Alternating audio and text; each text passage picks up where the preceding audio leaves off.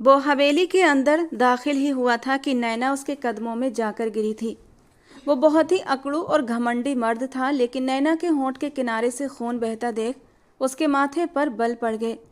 उस मासूम और नाजुक सी लड़की के लिए उसके दिल में दया के भाव उभर आए। वो ठाकुर हवेली का सबसे खतरनाक और सब पर हुकूमत करने वाला इंसान था, और नैना उसी घर की नौकरानी की बेटी थी। आज तक उसने कभी किसी नौकर पर इतना खास ध्यान नहीं दिया था, लेकिन नैना को जख्मी हालत में देखकर वो अपना गुस्सा रोक नहीं पाया था। क्यों हाथ उठाया है इस पर? उसने सर्द अंदाज में अपनी सौतेली माँ से पूछा तो उन्होंने नैना पर चोरी का इल्जाम लगा दिया। नैना उसके आगे हाथ जोड़कर यकीन दिलाने लगी कि वो बेगुनाह है। अचानक हार्दिक ठाकुर को वही लम्हा याद आ गया जब इसी तरह उसकी माँ पर भी इल्जाम लगाया गया था, और ये याद करते ही उसके शरीर की रगें गुस्से के मारे तन उठी थीं। आइंदा कोई इस पर हाथ नहीं उठाएगा। अगर किसी ने इसे चोट पहुंचाने की कोशिश की तो वो अपनी जिंदगी के आखिरी दिन गिनना शुरू कर दे। तुम किस हक से इस लड़की की तरफदारी कर रहे हो? ये एक नौकरानी है और नौकरानी की तरह ही इसके साथ व्यवहार किया जाएगा। उसकी सौतेली माँ ने आगे बढ़कर कहा था, लेकिन हार्दिक भी 2 कदम आगे बढ़ा। नौकरानी थी लेकिन है नहीं, क्योंकि आज से ये मेरी। वो बोलते बोलते अचानक रुक गया। उसने नैना की ओर गौर से देखा। 16 साल की मासूम सी नैना। उसकी जबान कुछ कहते कहते रुक गई थी, क्योंकि नैना उससे बहुत छोटी थी। वो बहुत बड़ा और आलीशान कमरा था, जिसे देखकर किसी शहजादे के कमरे का गुमान होता था। सारी लाइटें बंद थीं, खिड़की के पर्दे हटे हुए थे और चांदनी कमरे के अंदर आ रही थी। कमरे के बीचों बीच एक बहुत बड़ा जहाजी आकार का बेड था, जिस पर एक शख्स गहरी नींद में सो रहा था। लेकिन उसके चेहरे के बदलते भावों को देखकर साफ लग रहा था कि वो बहुत ही डरावना सपना देख रहा है। अचानक ही वो इंसान जोर जोर से झटके खाने लगा। कुछ ही पलों में वो पसीने से तर हो चुका था। एक जोरदार चीख मारते हुए वो अपनी जगह पर उठ बैठा। जो चेहरा कुछ देर पहले तक शांत दिख रहा था, अब उस पर बेचैनी साफ झलक रही थी। उसने घबराहट में चारों ओर देखा, जैसे वो यकीन करना चाहता हो कि वो इस वक्त कहाँ मौजूद है। फिर उसने अपने घने बालों में बेचैनी से उंगलियां फिराई थीं। फिर से वही लड़की मेरे सपनों में आई थी। आखिर कब तक ऐसा चलता रहेगा? कौन है वो लड़की? मुझसे आखिर चाहती क्या है? उसने खुद से सवाल किया। आखिर मैं उस लड़की को कैसे ढूंढूं और कैसे उसकी मदद करूं? एक और सवाल था जो उसके दिमाग में घूमने लगा था। पिछले 3 सालों से वो सिर्फ एक ही सपना बार बार देख रहा था। हर बार एक बहुत ही खूबसूरत लड़की को देखता, जो दौड़ती हुई उसके पास आती, उसके सीने से लग जाती और फिर रोते हुए बताती कि कुछ लोग उसे जान से मारना चाहते हैं, प्लीज़ मेरी जान बचा लो। और वो हमेशा उसे बचाने में नाकाम हो जाता था। लेकिन इस बार तो सपने में वो खुद ही मर गया था। शायद मैं बेवजह इस बारे में कुछ ज़्यादा ही सोच रहा हूँ, उसने खुद को तसल्ली दी। मगर उसका दिल इस बात को मानने के लिए तैयार नहीं था कि इस सपने का कोई मकसद नहीं है। वो धीरे से बिस्तर से उतरा, जूते पहने और कमरे से बाहर निकल गया। अब वो अपनी दादी के कमरे की ओर बढ़ रहा था। उसने दरवाजे पर हल्की सी दस्तक दी तो अंदर से अंदर आने की इजाज़त मिल गई थी। वो छोटे छोटे कदमों से अंदर दाखिल हुआ। हेमा जी ने नजरें उठाकर उसे देखा और उनके होंठों पर मुस्कान फैल गई। 6 फुट से निकलता कद, चौड़ा सीना, माथे पर बिखरे हुए बाल और बाज जैसी तेज चमकदार आंखें, तीखे नए नक्श। वो किसी शहजादे जैसा मालूम होता था। मगर जब उन्होंने अपने शहजादे के चेहरे पर फैली बेचैनी को देखा तो उन्हें यूं लगा जैसे किसी ने उनका दिल मुट्ठी में भींच लिया हो। क्या हुआ है तुम्हें? इधर मेरे पास आकर बैठो। उन्होंने तुरंत अपने बिस्तर पर जगह बनाई। वो खामोशी से जाकर उनके पास बैठ गया और अपना सिर दादी की गोद में रख दिया। दादी, मुझे ये सरदारी नहीं करनी। उसके मुंह से निकले ये शब्द किसी को भी हैरान कर सकते थे। क्या मतलब है तुम्हारी इस बात का? इसी के लिए तो तुमने सबको मारने के लिए तैयार कर दिया था। अब आखिर ऐसा क्या हो गया कि तुम्हें सरदारी नहीं करनी? मत भूलो, इस हवेली में कई लोग हैं जो बस तुम्हारे एक कदम पीछे हटने का इंतजार कर रहे हैं। अगर तुमने यहाँ एक कदम पीछे हटाया तो वे तुमसे सब कुछ छीन लेंगे। दादी, मुझे ये सब कुछ बहुत मुश्किल लगने लगा है।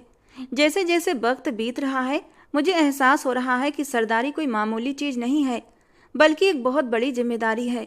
हर दिन मुझे अलग अलग लोगों से मिलना पड़ता है, कई तरह के मामलों को सुलझाना पड़ता है। कभी कभी तो मुझे लगता है कि मैं किसी के साथ नाइंसाफ़ी कर रहा हूँ। बेटा, जिस मामले में तुम्हें लगे कि तुम किसी के साथ ज्यादती कर रहे हो तो उस पर ज़्यादा ध्यान दो। कोशिश करो कि उसे अकेले हल करो, दादी ने उसे सलाह दी। कमरे में गहरी खामोशी छा गई। दादी, वो फिर से मेरे सपनों में आई थी।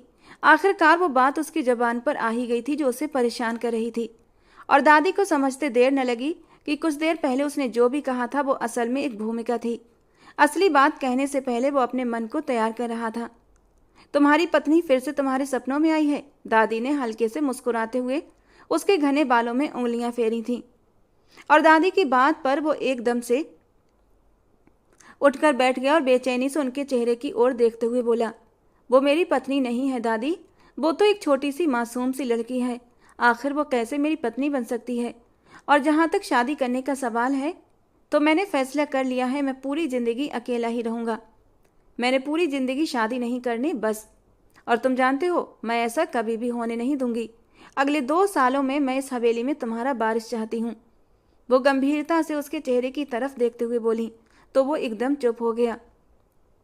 इस सपने को अपने दिमाग पर ज़्यादा सवार मत करो हार्दिक, मैं तो बस तुमसे मजाक कर रही थी। वो लड़की जो कोई भी है उसका तुमसे कोई लेना देना नहीं है और ना ही तुम्हें उसके बारे में ज़्यादा सोचने की ज़रूरत है।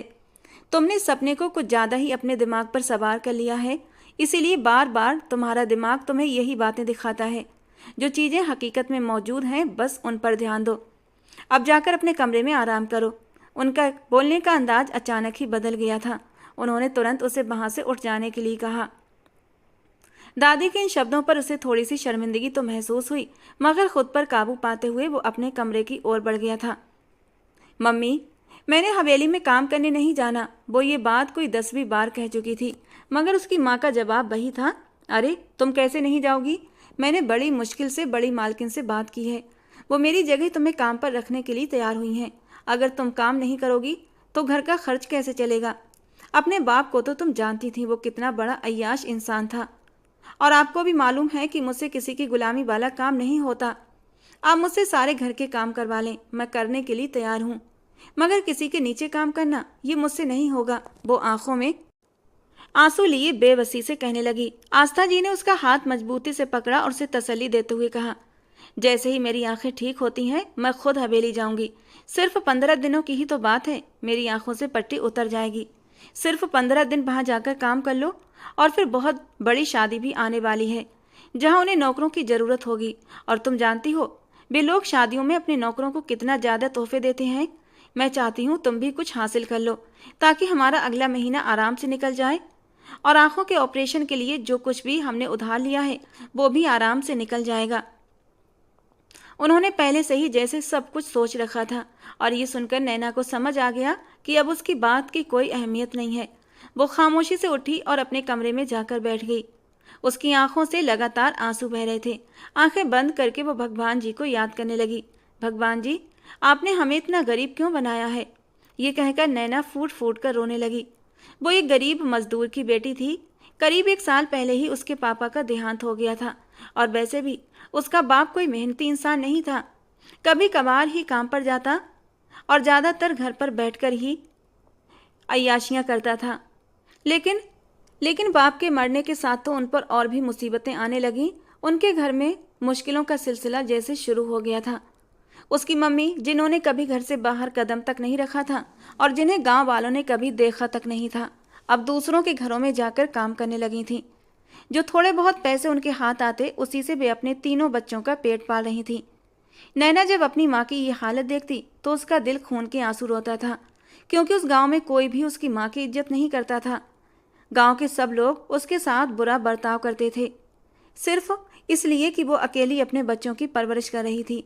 गांव के मर्द उसे अजीब नज़रों से देखते और कई बार तो उसने अपने घर में ऐसे मर्दों को आते देखा था जो उसकी माँ को ऐसी ऐसी बातें कहते और उसे लगता कि काश ज़मीन फट जाए और वो उसमें समा जाए।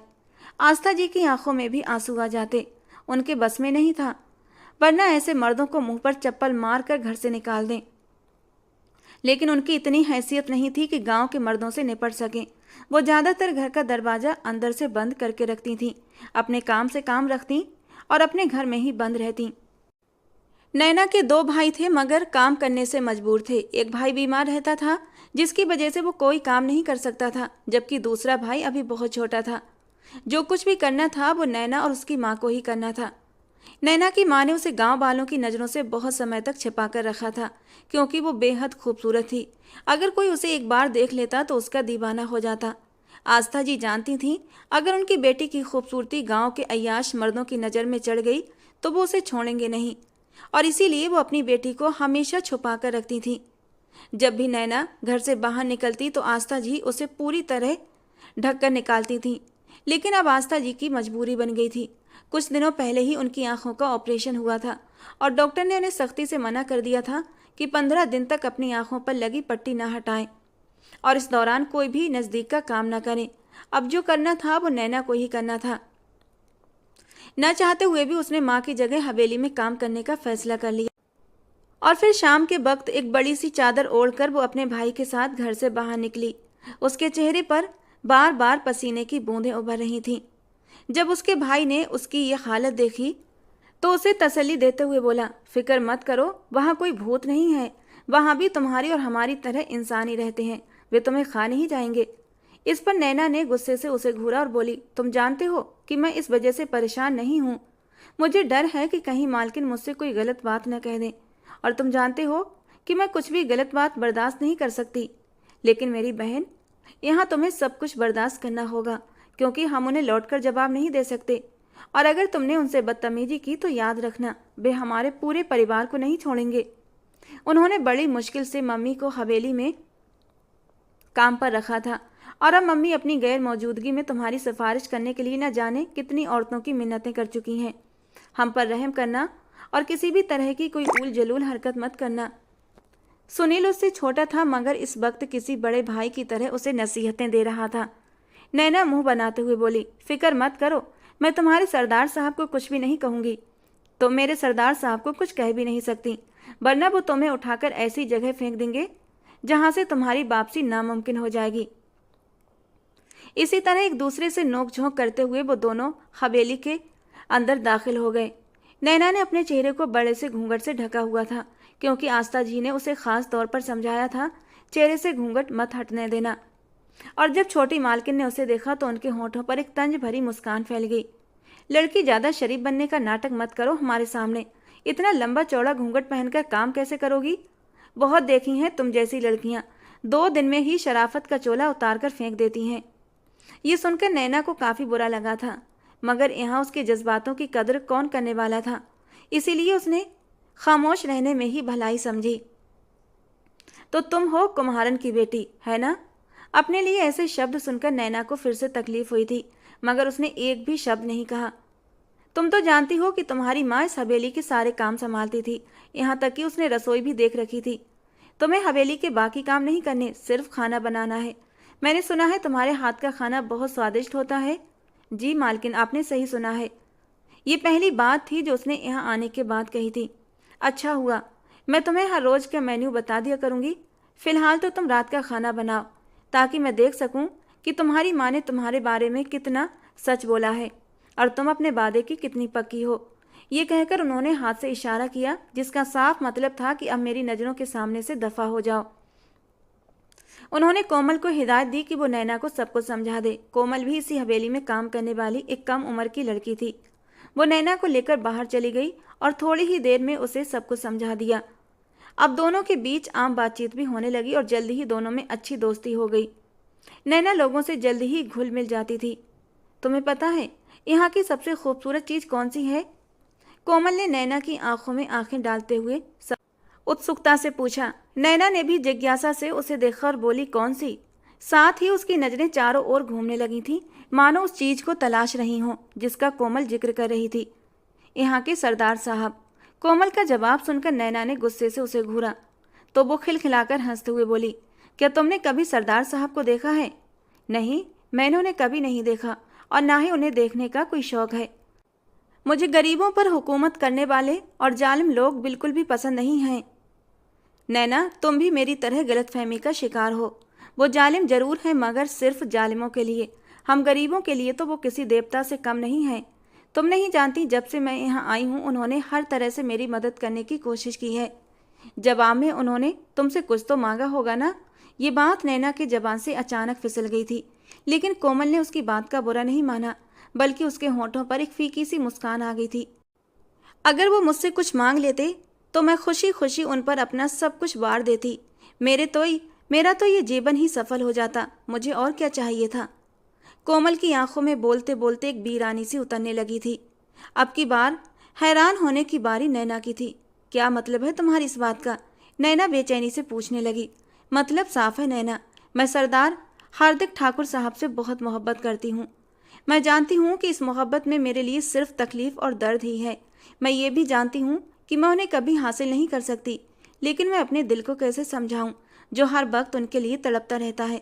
तुम्हें पता है, मैं रोज भगवान से उन्हें मांगती हूँ कि भगवान तू सरदार को मेरी किस्मत में लिख दे। बात करते करते कोमल ने अपनी नजरें झुका ली थीं। उसकी आंखों में आंसू तैरने लगे थे। सिर्फ उसका दिल और उसका भगवान ही जानते थे कि वो उस शख्स को पाने के लिए किस हद तक बेकरार थी। जबकि नैना की आंखें हैरानी से बड़ी हो गई थीं। उसे कोमल पर तरस भी आया था। वो किस राह की मुसाफिर बन बैठी थी उसे खुद नहीं पता था। जिसकी कोई मंजिल नहीं थी, वो उसी राह पर अंधाधुंध भागे जा रही थी। कोमल, संभालो खुद को। तुम एक ऐसी चीज के पीछे भाग रही हो जो कभी भी हासिल नहीं हो सकती, नैना ने उसे समझाते हुए कहा। लेकिन भगवान के लिए कुछ भी नामुमकिन नहीं नैना, कोमल ने तुरंत जवाब दिया। और फिर ये तो मेरा एक बहुत बड़ा ख्वाब है। मुझे ख्वाब देखने से आखिर कौन रोक सकता है। ख्वाब देखना बुरी बात नहीं, नैना बोली, लेकिन ये भी याद रखो सारे ख्वाब पूरे नहीं होते। कुछ ख्वाब सिर्फ अपने दिल को तसल्ली देने और मन को सुकून पहुंचाने के लिए देखे जाते हैं। अच्छा चलो, अब इन सारी बातों को छोड़ो और किचन में चलते हैं। काफ़ी वक्त हो गया है। मुझे लगता है कि अब मुझे खाना बनाना शुरू कर देना चाहिए, वरना अगर देर हो गई तो तुम्हारी मालकिन गुस्सा करेंगी, नैना ने फिक्रमंदी से कहा। और उसकी बात सुनकर कोमल मुस्कुराते हुए बोली, तुम तो मेरी सोच से भी ज़्यादा समझदार और कामकाजी हो। मुझे तो लगा था कि तुम कामचोरी करोगी, लेकिन तुम्हारे बारे में मेरी राय गलत साबित हो गई। दोनों हंसी मजाक और नोकझोंक करते हुए किचन तक पहुंच चुकी थीं। फिर भी दोनों मिलकर खाने की तैयारी करने लगीं। नैना की माँ ने 12 साल की उम्र से ही उसे खाना बनाने में निपुण कर दिया था और वो बहुत अच्छा खाना बनाती थी। आज भी नैना ने दिल लगाकर खाना बनाया था। उसकी पूरी कोशिश थी कि उसके हाथ का बना खाना हवेली के सभी लोगों को पसंद आ जाए, ताकि उसे यहाँ पर काम करने की इजाज़त मिल सके। सभी लोग इस वक्त डाइनिंग टेबल पर इकट्ठा थे और हार्दिक ठाकुर का इंतजार कर रहे थे, जो आज थोड़ा देर से आ रहा था। वो जल्दबाजी में डाइनिंग रूम में दाखिल हुआ और सब लोगों से माफ़ी मांगते हुए बोला, माफ़ कीजिएगा, एक बहुत ही अहम केस में फंस गया था। मैं उसे ही देख रहा था। गिरीश ठाकुर ने उसे गुस्से से घूरा। उसकी आंखों में इस वक्त अजीब सी आग भड़क रही थी। ऐसा लग रहा था जैसे वो हार्दिक ठाकुर को जिंदा निगल जाएगा, मगर हार्दिक इस बात से पूरी तरह अनजान अपनी कुर्सी पर बैठ चुका था। अब सब लोग उसके खाने का इंतजार कर रहे थे। हवेली में ये पुराना रिवाज था कि जब तक वो पहला निवाला न खा लेता तब तक कोई भी खाने को हाथ नहीं लगाता था। खैर, हार्दिक ठाकुर ने पहला निवाला लिया, लेकिन अगले ही पल वो ठहर गया। छोटी मालकिन उसके चेहरे की ओर बेचैनी से देख रही थी और चिंता से पूछने लगी, क्या हुआ? तुम्हें खाना पसंद नहीं आया? उसकी बात सुनकर हार्दिक ने तेजी से सिर हिलाया। नहीं, मैंने इससे पहले इतना टेस्टी खाना नहीं खाया। ये किसने बनाया है? उसको तुरंत मेरे सामने बुलाया जाए। नैना थोड़ी देर पहले ही अपने घर जाने के लिए निकल चुकी थी। उसे अंदाजा नहीं था कि उसका बनाया खाना सरदार साहब को इतना पसंद आएगा कि वो उसे इनाम देने के लिए तैयार हो जाएंगे। अगर उसे इस बात का अंदाजा होता तो शायद वो थोड़ी देर वहीं रुक जाती। मेघा जी ने कोमल को आवाज़ दी तो कोमल मासूमियत से बोली, बड़ी मालकिन, वो तो यहाँ से चली गई है। कोई बात नहीं, तुम पैसे मुझे दे दो, मैं कल उसे दे दूंगी। माँ की बात सुनकर हार्दिक ने उन्हें अजीब सी नज़रों से देखा और सख्त अंदाज में बोला, नहीं, मैं खुद ही उसे अपने हाथों से इनाम दूंगा, आपकी ज़रूरत नहीं है। रूखे अंदाज में बात करने के बाद उसने बाकी सबको भी खाने की शुरुआत करने के लिए कह दिया। वो आमतौर पर थोड़ा सा खाना खाकर ही उठ जाता था, लेकिन आज उसने भरपेट खाना खाया था। उसका मूड भी अचानक से बहुत अच्छा हो गया था। हार्दिक ठाकुर की दादी यानी मेघा जी और बाकी घर वाले भी नई नौकरानी के आने से काफ़ी खुश थे। रात का वक्त था। नैना छत पर टहल रही थी जब उसे महसूस हुआ कोई पीछे से आकर खड़ा हुआ है। उसने अचानक पलट कर देखा तो वहाँ चांदनी खड़ी थी, जो नैना के पड़ोस में ही रहती थी। अरे नैना, तुम तो दिन ब दिन और भी खूबसूरत होती जा रही हो। कौन सा मंत्र पढ़कर फूंकती हो, हमें भी बता दो। चांदनी ने प्यार से नैना के सफ़ेद और गुलाबी चेहरे पर हाथ रखते हुए कहा, तो नैना भी खिलखिलाकर जोर से हंस पड़ी थी। हंसने से उसके गालों पर पड़ने वाले डिंपल उसे और भी खूबसूरत बना गए थे। जबानी तुम पर टूटकर बरस रही है नैना, वो फिर से बोली। अच्छा बस बस, बहुत हो गई तारीफें। ये बताओ तुम रात के इस पहर यहाँ क्या कर रही हो? अगर मम्मी ने देख लिया तो तुम्हें बहुत डांट पड़ेगी। यहाँ से चली जाओ, मैं नहीं चाहती कि कोई तुम्हें कुछ भी कहे। नैना ने चिंता से उसे देखा। सब लोग मुझे हमेशा डांटते ही रहते हैं, अब तो मुझे सब लोगों के डांट की आदत हो गई है। और जहाँ तक तुम्हारी माँ की बात है तो मुझे पता है उनकी आंखों पर पट्टी बंधी हुई है, कुछ दिनों तक वो देख नहीं सकती, चांदनी बोली थी। चांदनी नैना के मोहल्ले में ही रहती थी। वो ना तो पूरी तरह मेल थी और ना ही पूरी तरह फीमेल। वो एक थर्ड जेंडर थी। इसी वजह से लोग उसे नापसंद करते थे और उससे नफरत जताते थे, मगर सिर्फ नैना थी जो उससे मोहब्बत करती थी। न जाने क्यों चांदनी उसे अपने दिल के बहुत करीब महसूस होती थी। उनकी दोस्ती उस दिन हुई थी जब नैना ने चांदनी को आवारा लड़कों से बचाया था। एक दिन कुछ आवारा लड़के चांदनी को परेशान कर रहे थे। वे उस पर पत्थर बरसा रहे थे और उसे मार रहे थे, और तभी नैना वहां पहुंच गई थी। उसने चिल्ला चिल्लाकर सारे गांव वालों को इकट्ठा कर लिया था। वो लड़के डरकर वहां से भाग गए थे। उस दिन नैना अपने भाई के साथ थी और नैना ने चांदनी को समझाया था कि दोबारा कभी भी ऐसी सुनसान जगहों पर अकेले मत जाना जहां तुम्हें डर लगे कि कोई तुम्हें तंग कर सकता है। इसके बाद चांदनी रोज ही उसके घर आने लगी थी। वो भी उसकी ही उम्र की थी। उसके अपने घर वाले उससे बहुत नफरत करते थे और हर महीने के बाद उसे घर से निकाल देते। यूं वो शहर चली जाती, वहां नाच गाने से थोड़े पैसे कमा लेती और फिर वापस लौट आती। जब वो पैसे घर लाती तो उसकी माँ फिर से खुश हो जाती और कुछ दिनों के लिए उसे अपने घर में रखने को तैयार हो जाती। अभी कुछ दिनों पहले ही वो शहर गई थी और वहां से एक मोटी रकम लेकर वापस आई थी। उसने अपनी जेब से 1000 रुपये निकाले और नैना के हाथ में रख दिए। इतने ज्यादा पैसे देखकर नैना परेशान हो गई। वो बोली, ये मुझे क्यों दे रही हो, मैं इनका क्या करूं? चांदनी मुस्कुराते हुए बोली, ये मैंने तुम्हारे लिए कमाए हैं। तुम अपने लिए एक बहुत ही प्यारा सा जोड़ा बनवाना, नीले रंग का, क्योंकि नीला रंग तुम पर बहुत सूट करता है। और ये मेरा तुम्हारे लिए खास आशीर्वाद है। जिस दिन तुम ये जोड़ा पहनकर जाओगी उसी दिन तुम्हें तुम्हारी जिंदगी का राजकुमार भी मिल जाएगा। तुम्हें वैसा ही इंसान मिलेगा जैसा तुमने अपने ख्वाबों में देखा है। वो बहुत खूबसूरत होगा और सबसे बढ़कर वो तुम्हारे हुस्न का दीवाना हो जाएगा, तुम्हारी मोहब्बत में पूरा का पूरा डूब जाएगा। वो तुम्हारी ही तरह सोचता होगा, तुम्हारी ही तरह दूसरों की मदद करके खुशी महसूस करता होगा, तुम्हें अपनी ज़िंदगी में शामिल करेगा और तुम्हारी ज़िंदगी एकदम से बदल जाएगी।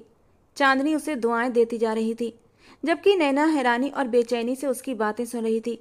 क्या ये मुमकिन है कि एक आम सी गरीब लड़की को एक शहजादा मिल जाए?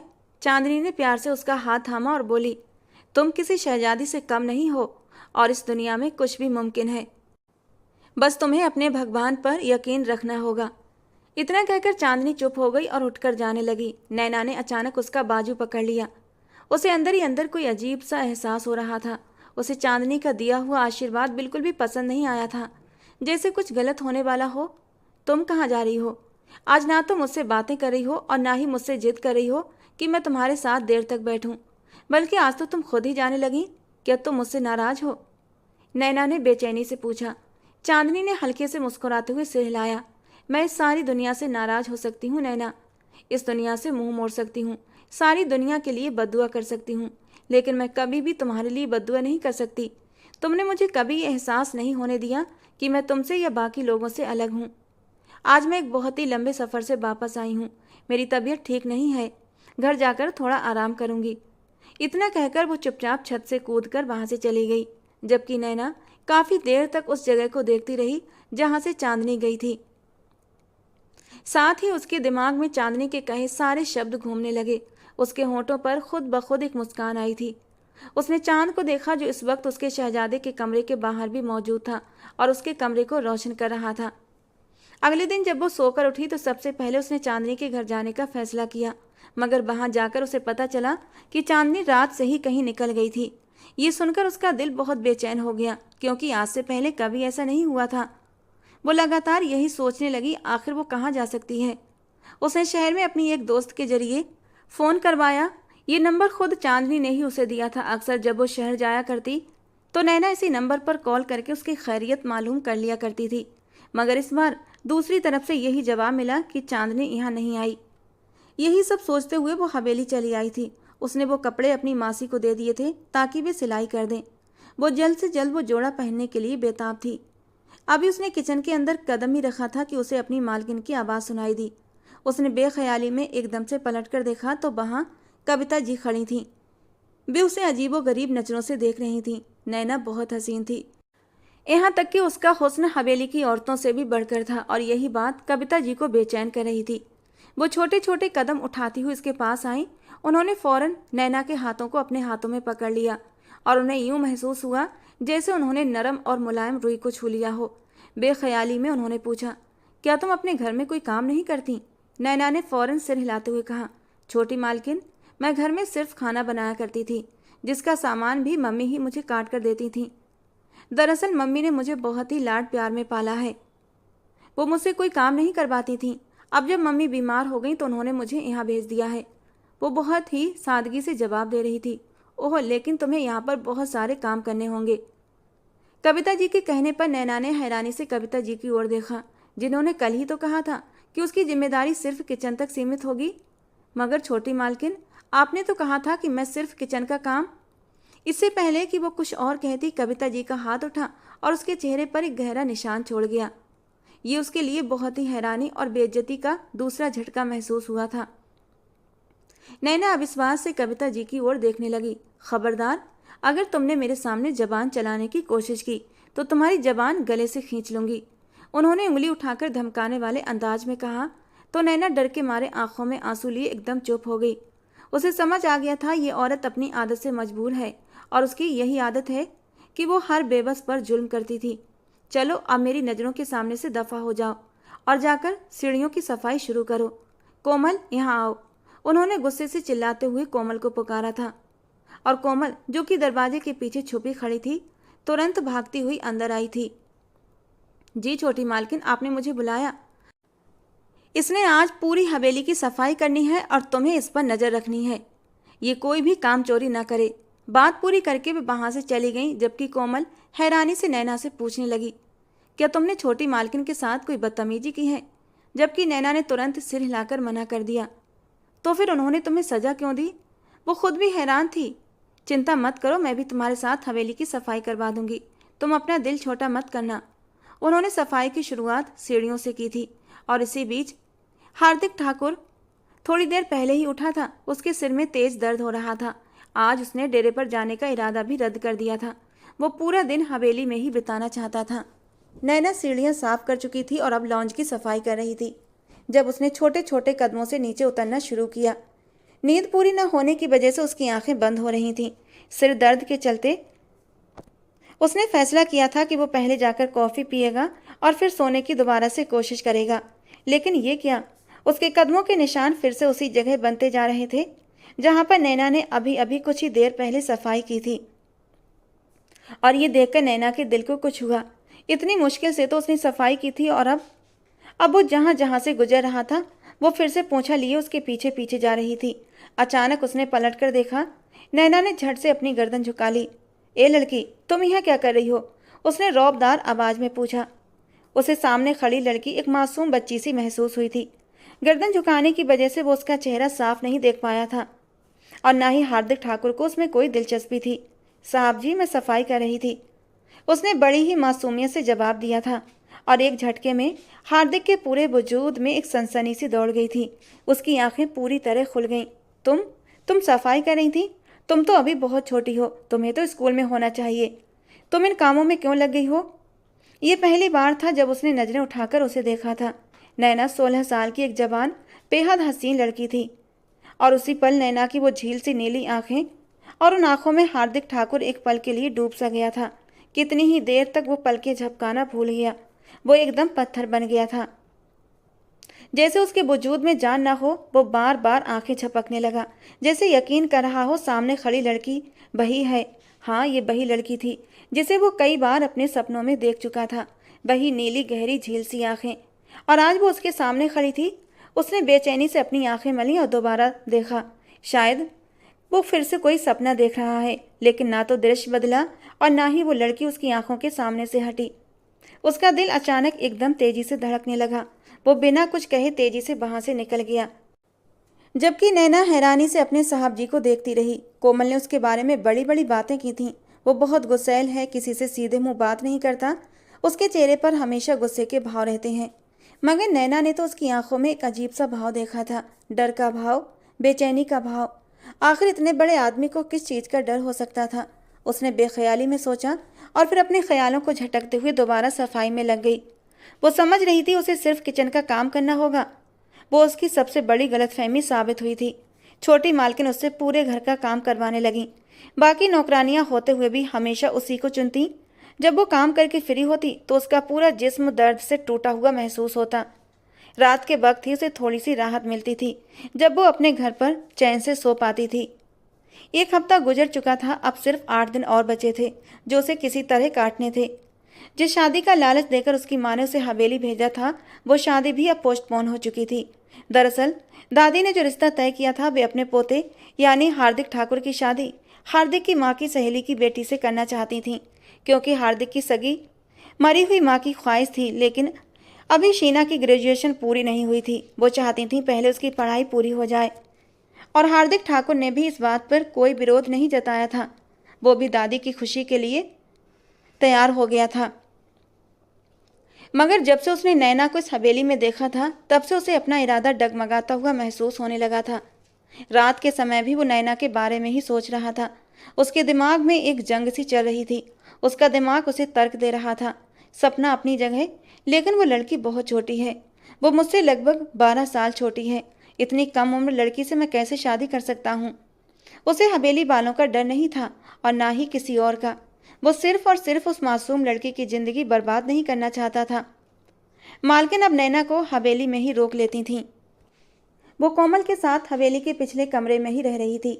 उस रात फिर से हार्दिक ठाकुर का दिल घबराने लगा। वो अपनी जगह से उठा और टहलने के इरादे से लॉन में चला आया।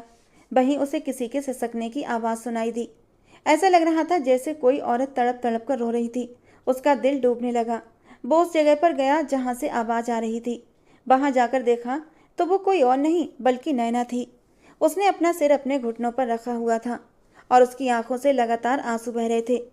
वो इस सब से थक चुकी थी। उसने बेबसी से अपने हाथों पर नजर डाली। चांदनी रात में उसे अपने हाथों पर कई छाले साफ नजर आ रहे थे। ये छाले वो तो देख सकती थी, लेकिन उसकी माँ नहीं। वो जैसे तैसे करके अपनी माँ की तकलीफ को बांटना चाहती थी, उन्हें कुछ बताना नहीं चाहती थी। ये सोचकर अब वो और भी जोर जोर से रोने लगी। क्या हुआ तुम्हें? किसी ने कुछ कहा है? मर्दानी आवाज़ सुनकर उसने अचानक नजरें उठाईं। चांद की हल्की रोशनी में उसकी लाल आंखें देखकर हार्दिक ठाकुर को अपना दिल डूबता हुआ महसूस हुआ। ऐसा नहीं था कि उसने पहले हुस्न नहीं देखा था। उसने नैना से भी ज़्यादा हसीन लड़कियां देखी थीं, मगर इस लड़की में एक अजीब सी कशिश थी जो उसे अपनी ओर खींच रही थी। शायद कुछ सपनों का भी असर था कि अब वो कुछ ज़्यादा ही इस लड़की के बारे में सोचने लगा था। सरदार साहब की आवाज़ सुनकर नैना ने झट से सिर हिलाया और अपने आंसू जल्दी जल्दी पोंछने लगी। उससे पहले कि वो वहां से उठकर जाती, हार्दिक ठाकुर ने मजबूती से उसका हाथ पकड़ लिया। वो खुद अपनी इस हरकत पर हैरान था। उसकी आंखों में देखते हुए वो ठोस शब्दों में बोला, मैं इस हवेली का बेटा जरूर हूँ, लेकिन याद रखना मैं इस हवेली का सरदार भी हूँ। अगर तुम मुझे नहीं बताओगी तो मैं खुद पता लगवा लूँगा, और फिर उसके बाद न सिर्फ तुम्हें सजा दी जाएगी बल्कि उस इंसान को भी सजा मिलेगी जो तुम पर जुल्म कर रहा है। और उसकी ये बात सुनकर नैना और भी जोर जोर से रोने लगी। हार्दिक ठाकुर का दिल कर रहा था वो उसका सिर अपने सीने पर रख ले और उसके आंसू बहुत ही प्यार से साफ करे, मगर ये सिर्फ एक इच्छा थी। अभी ना तो उसका कोई हक था, ना ही वो इस लड़की को किसी गलतफहमी में डालना चाहता था। सरदार साहब, छोटी मालकिन मुझ पर बहुत जुल्म करती हैं। मुझे नहीं पता कि वो मुझसे इतनी नफरत क्यों करती हैं, लेकिन जब से मैं यहाँ आई हूँ उन्होंने मेरे साथ बहुत बुरा बर्ताव किया है।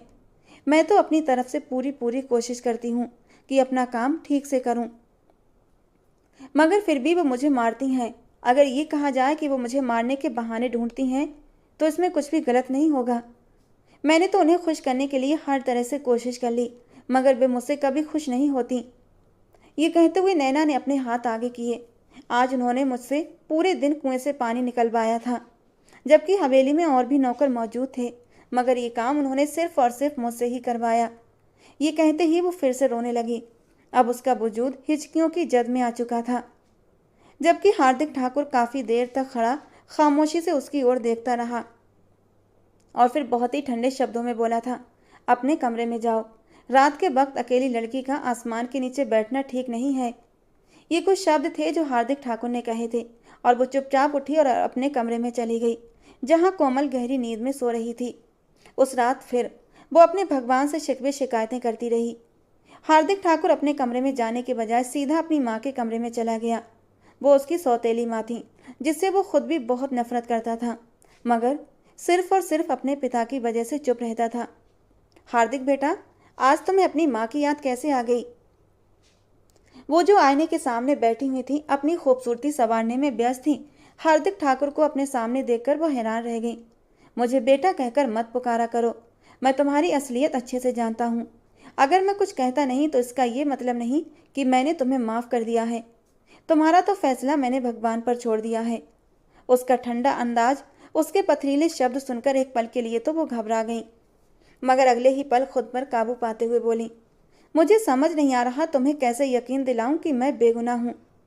तुम जितनी भी कोशिश कर लो, मगर मैं कभी भी तुम्हारे झूठ पर यकीन नहीं करूँगा। मैंने तुम्हें खुद मामा से बात करते सुना था। तुमने मेरी माँ को मार दिया सिर्फ इसलिए कि तुम मेरे पापा से शादी कर सको। गुस्से से उसकी आंखें लाल हो गईं। खैर, मैं इस बारे में बात नहीं करना चाहता, वरना मेरी ये नफरत अभी और इसी वक्त जुनून में बदल जाएगी और मैं ऐसा कुछ करने पर मजबूर हो जाऊंगा जिसके बाद मुझे सिर्फ और सिर्फ नुकसान ही उठाना पड़ेगा। वो भी चुप हो गई थी, जानती थी इस बारे में बात करना बेकार है। आज के बाद तुम किसी भी नौकरानी से हद से ज़्यादा काम नहीं कर पाओगी। अभी उसने बात पूरी भी नहीं की थी कि हार्दिक की सौतेली माँ जोर से हंसते हुए बोली, तो तुम्हें शिकायत पहुंच गई? मुझसे किसी ने भी कोई शिकायत नहीं की है, मैं खुद वो सब कुछ देख सकता हूँ। मगर मेरे बच्चे, तुम तो उस वक्त जिरगे में मौजूद होते हो, आखिर तुम कैसे वो सब कुछ देख सकते हो? और जिस लड़की की तुम बात कर रहे हो, उसके हुस्न की वजह से तुम ऐसा कह रहे हो। मैं इस बात से बेखबर नहीं हूँ कि उसके हुस्न का जादू तुम पर चल चुका है। बस कर जाएं, वरना मुझसे बुरा कोई भी नहीं होगा। वो गले की पूरी ताकत से चिल्लाया था तो कविता जी भी एकदम से खामोश हो गई। मेरा मकसद आपको सिर्फ चेतावनी देना था। अगर इसके बावजूद भी आपने उस लड़की को किसी भी तरह की तकलीफ पहुंचाई तो मुझसे बुरा कोई भी नहीं होगा। थोड़ी देर पहले तक वो सभी नौकरों की तरफ से होकर बात कर रहा था, मगर अब उसने नैना का नाम सीधे तौर पर ले लिया था। कुछ देर तक वो कविता जी को खून भरी निगाहों से घूरता रहा, फिर वहां से अपने कमरे में चला आया, जबकि कविता जी गुस्से के मारे बल खाकर रह गई थी। अगले दिन शाम के वक्त नैना किचन में खाना बना रही थी जब कविता जी गुस्से से दंदनाती हुई किचन में दाखिल हुई थी। उसे बात करने का मौका दिए बिना ही उन्होंने उसके गाल पर एक थप्पड़ रखा था और वो मुंह के बल जमीन पर गिरी। नाक जमीन से टकराने की वजह से नाक से खून बहने लगा था, जिसे उसने बाएं हाथ से बेदर्दी से साफ किया। कविता जी गुस्से से आग बबूला होते हुए उसे बाल से पकड़कर उठाने लगी और फिर एक और जोरदार थप्पड़ मारते हुए बोली, तुम्हें क्या लगता है कि तुम सरदार साहब को अपने हुस्न और अपनी मासूमियत के जरिए अपने काबू में कर लोगी? ये सिर्फ और सिर्फ तुम्हारी गलतफहमी है। मैं ऐसा कभी भी नहीं होने दूंगी। तुम्हारा ये हुस्न आज मैं बर्बाद कर दूंगी, ताकि तुम दोबारा कभी भी किसी मर्द को अपनी इस खूबसूरती से आकर्षित न कर सको। ये कहकर उन्होंने एक गर्म चिमटा उठाया। नैना उनकी आंखों का मतलब समझ गई थी। वो बिन पानी की मछली की तरह तड़पने लगी और खुद को आज़ाद करवाने की कोशिश करने लगी, मगर कविता जी की पकड़ बहुत मजबूत थी। उन्होंने वो चिमटा उठाया। इससे पहले वो उसे नैना के गालों पर रखती, नैना ने उन्हें जोर से पीछे धक्का दिया और भागती हुई बाहर चली गई। कविता जी ने अपनी एक नौकरानी को आदेश दिया कि वो नैना को पकड़ कर लाए, मगर इससे पहले कि वो नौकरानी नैना को पकड़ पाती, हार्दिक ठाकुर हवेली के अंदर दाखिल हो चुका था। नैना उसके कदमों में गिर गई और फूट फूट कर उससे मदद की भीख मांगने लगी। जो कुछ भी कविता जी उसके साथ करने वाली थी, वो सब कुछ उसने हार्दिक को बता दिया। हार्दिक की आंखों में गुस्से की तेज लहर उठी थी, लेकिन उसने कविता जी की ओर एक बार भी नहीं देखा था, बल्कि मजबूत कदमों से संध्या मासी के पास पहुंचा, जो इस हवेली में बरसों से काम कर रही थी। भगवान का नाम लेकर मुझे सच बताओ, मुझे जवाब दो, क्या ये सच है? इससे पहले वो कुछ कहती, कोमल बीच में बोल पड़ी, छोटे साहब ये सच है। हार्दिक ठाकुर उसकी हिम्मत पर खुलकर मुस्कुराया था। उसने अपनी जेब से बटुआ निकाला और कोमल के हाथ पर रखते हुए कहा, ये तुम्हारा इनाम है। कोमल ने बेचैनी से बटुआ खोला जो नोटों से भरा हुआ था। उसका चेहरा खुशी से चमक उठा। आखिर इस लड़की में ऐसा क्या है कि तुम हमेशा इसकी साड़ लेते हो? कविता जी चिल्लाकर बोली थी। क्योंकि ये पीड़ित है और आप अत्याचारी हैं, जालिम हैं। आप जानती हैं मैं हमेशा दुखी और पीड़ितों का साथ देता हूँ, फिर भी आप मुझसे ये सवाल क्यों कर रही हैं? ये कहकर उसने कंधों से पकड़कर नैना को उठाया था और ठीक उसके सामने खड़ा होकर उसके चेहरे को देखने लगा। दूधिया सफ़ेद चेहरे पर थप्पड़ का निशान साफ दिखाई दे रहा था। डर से कांपते गुलाबी होंठ, आंसुओं से भीगी काली बड़ी बड़ी पलकों की झालर। इस वक्त वो मासूमियत की इंतहा पर थी। हार्दिक के दिल ने एक पल में ही नैना के लिए फैसला कर लिया था और फिर अगले ही पल वो बोला, जहाँ तक इस लड़की का सवाल है तो ये लड़की मेरी। बात करते करते वो अचानक खामोश हो गया। वो जज्बातों में भरकर कोई जल्दबाजी नहीं करना चाहता था। उसने खुद को संभाला, जबकि नैना भी हैरत से उसके चेहरे को देखने लगी। ये लड़की मेरी हवेली में काम करने वाली एक नौकरानी है। उसने बात पूरी की। ये कहते हुए जितनी तकलीफ उसके दिल को हुई थी सिर्फ वही महसूस कर सकता था। दूसरी तरफ न जाने क्यों नैना को भी ये शब्द अच्छे नहीं लगे थे। शायद वो भी कुछ और ही सुनने की उम्मीद कर रही थी। आज उसका इस हवेली में आखिरी दिन था। कल से उसकी माँ को ही काम पर वापस आना था। वो खामोशी से उस शाम हवेली से निकल गई। उसने कोमल से भी मुलाकात नहीं की थी। घर जाने के बाद उसका मूड बहुत ख़राब था और जब उसने अपनी माँ को अपने साथ गुजरे हालात के बारे में बताया तो वो भी परेशान हो गई। उसकी माँ को भी गुस्सा आ रहा था। वो तो सोच भी नहीं सकती थी कि हवेली वाले उनकी बेटी पर इतना जुल्म करेंगे। उन्होंने फैसला कर लिया कि वो अब इस हवेली में काम नहीं करेंगी। अब वो दूसरे गांव में बनी चौधरी की हवेली में काम करने के लिए जाने लगी थी। नैना को घर आए हुए लगभग 20 दिन हो चुके थे और ये 20 दिन उसने किस कदर बेचैनी से गुजारे थे ये वही जानती थी। कुछ ही दिनों बाद उसे पता चला हवेली में हार्दिक ठाकुर की शादी की तैयारियां हो रही हैं और ये सुनकर उसका दिल तेजी से धड़क उठा। उसकी आंखों में आंसू आ गए थे। वो खुद नहीं जानती थी आखिर उसे किस बात पर अफसोस हो रहा है। कच्ची उम्र की दहलीज थी। नई नई जवानी ने उस पर रंग रूप बिखेरा था। नई नई जवानी के जज्बात दिल में उबाल मार रहे थे। पहली पहली मोहब्बत का एहसास था, लेकिन वो इस एहसास को कोई भी नाम नहीं दे पा रही थी। वो हार्दिक ठाकुर से मोहब्बत कर बैठी थी और उस नादान को इस मोहब्बत का एहसास नहीं था। बस उस मोहब्बत की आग में अंदर ही अंदर झुलस रही थी। मैं क्यों हार्दिक ठाकुर के लिए इतना बेचैन हो रही हूँ? उनकी शादी की उम्र है तो शादी तो होनी ही है। उनके लिए तो बहुत ही खुशी की बात होगी और मैं हूँ कि उनकी शादी की खबर सुनकर आंसू बहाने बैठ गई। आखिर मैं हार्दिक ठाकुर के मुंह से कुछ सुनने के लिए बेचैन क्यों हूँ? क्यों मेरी ये बेचैन आंखें उनकी राह तकती हैं? उन्होंने मुझसे कोई वादा नहीं किया था। उन्होंने तो सिर्फ मेरे साथ हमदर्दी दिखाई थी। शायद वो इस हमदर्दी को कुछ और ही रंग दे बैठी थी। वो अक्सर तन्हाई में सोचती थी, मगर जब उसकी आंखों के सामने अपने साहब की वो नजरें घूमती, जिस अंदाज में उसने उसे देखा था वो बाकी चौंका देने वाला था, तो वो फिर से खुशफहमी में डूब जाती थी। दूसरी तरफ हार्दिक ठाकुर की हालत भी उससे कुछ अलग नहीं थी। अब वो लड़की उसके ख्वाबों में कुछ ज़्यादा ही आने लगी थी। वो नहीं जानता था आखिर इस सब का क्या मतलब है। नैना का नीला जोड़ा तैयार हो गया था। उसने जब उसे पहनकर खुद को आईने में देखा तो वो खुद भी देखती रह गई थी। नीले रंग में उसकी दूधिया रंगत मोतियों की तरह दमकने लगी थी। वो बहुत ही हसीन लग रही थी। चांदनी की कही हुई बातें उसके दिमाग में गूंजने लगीं तो उसके लबों पर एक फीकी सी मुस्कान फैल गई। चांदनी ने तो कहा था कि जिस दिन वो ये जोड़ा पहनेगी उस दिन उसे उसके ख्वाबों का शहजादा मिल जाएगा, मगर उसके शहजादे का तो दूर दूर तक कोई नामो निशान नहीं था। वो खुद ही अपनी सोच पर हंस पड़ी थी और चांदनी को याद करते हुए उसे नादान कह दिया। आज उसका इरादा अपनी दोस्त कोमल से मिलने का था। वे दोनों अक्सर नदी के किनारे बैठकर मिला करती थीं और ढेर सारी बातें करती। हार्दिक ठाकुर जो किसी पंचायत से वापस आ रहा था, जब उसने कोमल को नदी की ओर जाते देखा तो उसे नैना का ख्याल आ गया। अब वो ये तो जान चुका था कि उन दोनों में दोस्ती है और इस लड़की का दीदार करने के बहाने उसने भी अपनी गाड़ी का रुख नदी की ओर कर दिया। कोमल अपने साहब के जज्बातों को कुछ हद तक समझ चुकी थी, मगर उसे कोई तकलीफ नहीं थी, क्योंकि मोहब्बत पर किसी का जोर नहीं चलता और ना ही हम किसी को अपने दिल से मोहब्बत करने पर मजबूर कर सकते हैं। उसने खुद को तसल्ली दे ली थी और ये बात भी कबूल कर ली थी कि हार्दिक ठाकुर आसमान का चांद है और वो जमीन की खाक है और उन दोनों का मिलन नामुमकिन है, कभी नहीं हो सकता। और यही सोचते हुए उसने अपनी माँ के बताए रिश्ते पर हाँ कर दी थी। 1 महीने के बाद उसकी शादी भी होने वाली थी और ये खुशखबरी वो नैना को सुनाने वाली थी, लेकिन इससे पहले ही उसकी नज़र हार्दिक ठाकुर पर पड़ी थी। हार्दिक ठाकुर की नज़रों में वो नैना के लिए जज्बात देख चुकी थी और वो चुपके से वहाँ से साइड पर हो गई, क्योंकि वो खुद चाहती थी कि उसका साहब अपने दिल की बात उसकी दोस्त से कह दे। ये सब प्लान नहीं किया गया था, बल्कि ये सब अचानक ही हुआ था। कोमल साइड वाले रास्ते से निकल गई, जबकि वो नदी के किनारे पहुंच गया, जहां वो नीला जोड़ा पहने खुद नदी का ही एक हिस्सा लग रही थी। वो छोटे छोटे कदमों से चलता हुआ उसके करीब जाकर बैठ गया। चांदनी रात में नैना भी चांद की चांदनी ही लग रही थी। बेख्याली में उसने उसके हुस्न से नजरें चुरा लीं, जबकि नैना उसे यहाँ देखकर एकदम से हैरान रह गई। वो जल्दी से अपनी जगह से उठकर खड़ी हुई। इससे पहले कि नैना कुछ कहती या वहां से जाती, हार्दिक ठाकुर बोला, खामोशी से यहाँ बैठ जाओ और मेरी बात सुनो। उसके शब्दों में इस वक्त एक अजीब सी बेचैनी थी, जिसे महसूस करते हुए नैना चुपचाप वहीं पर बैठ गई। मैं नहीं जानता कि क्यों भगवान ने मेरे दिल में तुम्हारे लिए इतनी मोहब्बत रख दी है।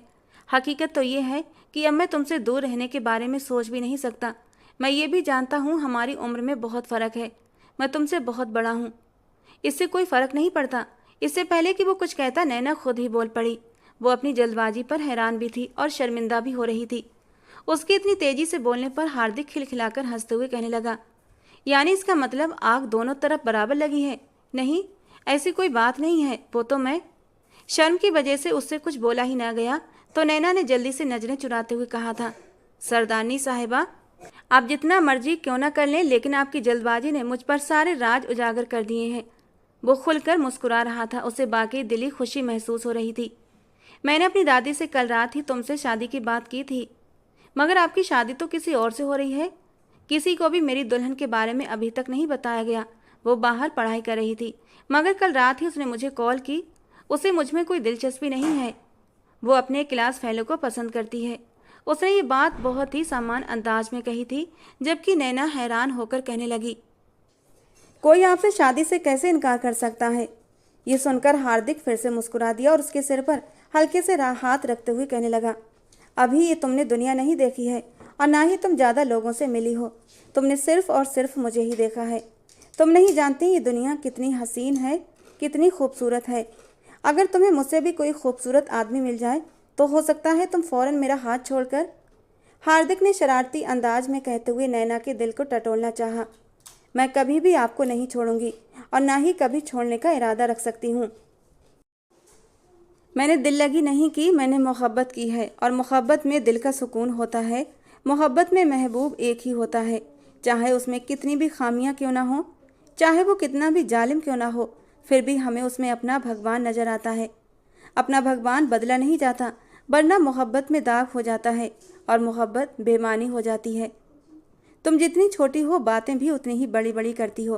खैर, आज शाम को हवेली वाले तुम्हारे घर में रस्म करने के लिए आएंगे। अभी फ़िलहाल मंगनी करेंगे और जब तुम पूरे 18 की हो जाओगी तब मैं तुम्हें अपना बनाने आऊँगा। अब ये 1 साल और 4 महीने तो कैसे ही ना कैसे हमने गुजारने ही हैं। इतनी कम उम्र में मैं तुम्हारे ऊपर कोई जुल्म नहीं करना चाहता। उसने नैना की छोटी सी नाक को दबाते हुए प्यार से कहा था और नैना अपनी नज़रें झुकाने पर मजबूर हो गई थी। उसका दिल तो चाह रहा था कि कह दे, मुझे ये इंतज़ार मंजूर नहीं, मुझे अभी आपकी दुल्हन बनना है। लेकिन अब वो इतनी बेशर्म भी नहीं हो सकती थी कि मुंह फाड़कर अपनी शादी की बात हार्दिक ठाकुर से कर देती। मगर छोटी मालकिन, उसने अपने नए अंदेशे का इजहार किया। उस औरत की फिक्र मत करो, मैं उसे कोई अहमियत नहीं देता। मैंने पापा को उसकी हकीकत के बारे में सब बता दिया है और पापा ने उसे हवेली से बाहर निकाल दिया है। अब उसकी हमारी हवेली में कोई जगह नहीं है। तुम उस हवेली की नई सरदारनी होगी। दादी हर मामले में तुम्हारी मदद करेंगी, तुम्हें कोई भी परेशानी नहीं आएगी, और अगर कोई भी परेशानी आएगी तो तुम्हारे पास मैं हमेशा मौजूद रहूँगा। तुम्हें अगर कोई बात समझ में ना आए तो मैं तुम्हें समझाने के लिए वहाँ पर रहूँगा। गांव वाले क्या कहेंगे? नैना ने बोलना चाहा तो हार्दिक उसकी बात काटते हुए बोला, मैं अपने भगवान के अलावा किसी के सामने जवाबदेह नहीं हूँ। मैं तुमसे शादी कर रहा हूँ, जिसका हुक्म मुझे मेरे भगवान ने भी दिया है। मुझे कोई फ़र्क नहीं पड़ता कि तुम गरीब घराने से संबंध रखती हो। मुझे सिर्फ इतना पता है कि भगवान ने तुम्हें मेरे नसीब में लिखा हुआ है, और मैं कैसे अपने इतने खूबसूरत नसीब से नज़रें चुरा सकता हूँ। अपनी बात पूरी करके वो थोड़ा सा नैना के करीब हुआ था और अपने नरम होंठ उसके माथे पर रख दिए, जबकि नैना तो अंदर तक सन रह गई थी। ये स्पर्श उसकी रग रग में नशा बनकर उतर चुका था। वो कुछ बोल ही नहीं पाई थी। दिल की धड़कनें बेतहाशा धड़कने लगी थीं। जबकि हार्दिक वहाँ से चला गया और फिर ठीक 1 साल 4 महीने पलक झपकते गुजर गए थे। नैना के ठीक 18वें बर्थडे पर हार्दिक उसे अपनी दुल्हन बनाने आया था। फिर पूरे गांव ने देखा था कि यह काम सी लड़की के लिए एक राजकुमार आया था और उसे अपनी राजकुमारी बनाकर ले गया। उनकी शादी बहुत धूमधाम से हुई थी। शादी की पहली रात जब हार्दिक कमरे में दाखिल हुआ तो नैना से सब्र न हुआ था। गिन गिनकर उसने ये दिन काटे थे। उसका जी चाहा वो भागकर हार्दिक के सीने से लिपट जाए और उसे अपनी बेकरारियां बताए। हार्दिक भी कम बेकरार नहीं था, लेकिन वो एक मैच्योर मर्द था और खुद के जज्बातों को काबू करना जानता था। उसने अपने जेब से खूबसूरत सा डिब्बा निकाला था जिसमें हीरे का नेकलेस था। उसने नैना की सुराहीदार गर्दन में उसे पहना दिया। नेकलेस पहनाते हुए हार्दिक ने उसकी नरम गर्दन को अपनी उंगलियों से छूना शुरू कर दिया था और धीरे धीरे उसने नैना को अपने करीब किया था, जबकि नैना तो खुद ही जल्दी से उसकी गोद में चढ़कर बैठ चुकी थी। हार्दिक ने उसे अपने बाजुओं में समेट लिया। उसके गाल पर होंठ रखते हुए बोला, बहुत तड़पाया है तुमने मुझे, एक एक पल का हिसाब लूंगा। वो अपनी एक आंख दबाता हुआ जज्बातों से भारी आवाज में बोला था और नैना उसकी बात का मतलब समझकर अपना सर शर्माते हुए उसके सीने में छुपा गई थी। हार्दिक ने हंसते हुए उस नाजुक सी लड़की को अपनी बाहों में समेट लिया था। हार्दिक के हाथ धीरे धीरे उसके नाजुक वजूद पर रेंगने लगे थे और उन हाथों का स्पर्श नैना बेखुद होते हुए महसूस कर रही थी और अंदर ही अंदर शर्म के मारे सिमटती जा रही थी। और जब हार्दिक के हाथ शरारत करते हुए उसकी नरम धड़कनों पर पहुंचे तो नैना के होंठों से एक सिसकी निकली थी। साथ ही साथ उसने हार्दिक के हाथों को कसकर पकड़ लिया था।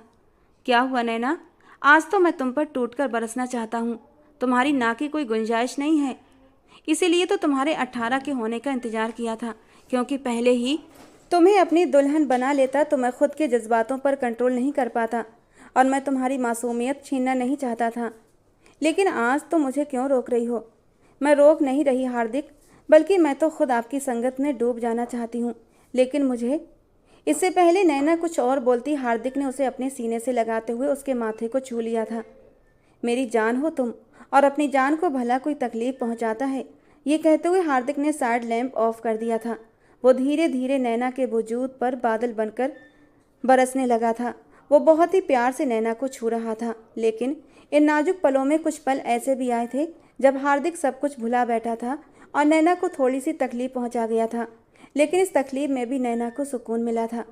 उसने कसकर हार्दिक की कमर को पकड़ लिया था और हार्दिक अपनी मोहब्बत की शिद्दतें उस पर उंडेलने लगा था।